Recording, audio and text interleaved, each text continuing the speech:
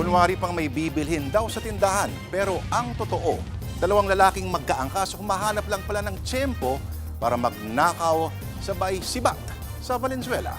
Nasa frontline ng balita ngayon si Ian Suyo, exclusive. Sa pool sa CCTV ang pagdaan ng isang riding in tandem sa tapat ng isang tindahan sa Barangay Marulas sa Valenzuela City pasado alas 7 ng gabi noong Martes. Pumarada pa sila sa mismong tapat ng tindahan. Hindi mo lubos akalain pero mga kawatan pala sila. Hindi makikita ang tindera sa video pero sandali pa siyang kinausap ng rider na bumaba naman sa motorsiklo. At nang makahanap na ng tiyempo, dito na pumasok sa tindahan ng rider habang naghintay lang ang angkas nito. Ilang segundo lang lumabas din ang rider at dali-daling sumakay ng motor saka sumibat. Tinangay na pala nila ang isang bag. Wala na raw nagawa ang tindera sa bilis ng mga pangyayari. Kwento ng biktima, nagpanggap ang dalawa na bibili lang. Sabi ko nga po wala akong tindang soft drinks. Tinuro ko doon sa kabilang tindahan.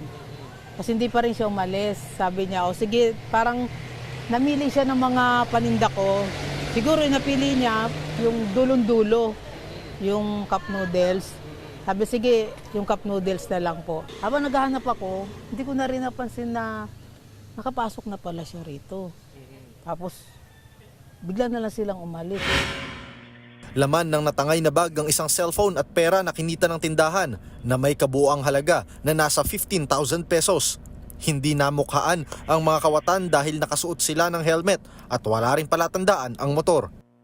Sa buong kahabaan nitong Avalos Street, bukod tanging itong CCTV unit lang na ito, yung nakakuha ng buong pangyayari. Kaya't bukod sa nanakawan na nga ng pera at ng cellphone, pangunahing daing din nila ay yung kawalan ng streetlight at mga operational na CCTV dito sa kanilang lugar.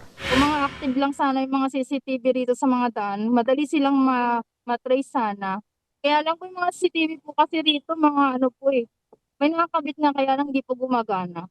Aminado ang barangay na may pagkukulang sila sa CCTV dahil rin sa laki ng kanilang lugar.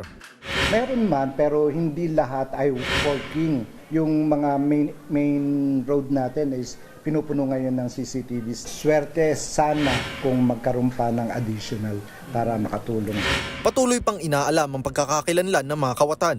Magdaragdag din daw sila ng mga tanod para tutukan ang nasabing lugar. Nagbabalita mula sa Frontline, Ian Suyo, News 5. Mga kapatid, Julius Babaw po. Para sa komprehensibo at makabuluhang balitaan at talakayan, mag-follow at mag-subscribe na sa social media pages ng News 5.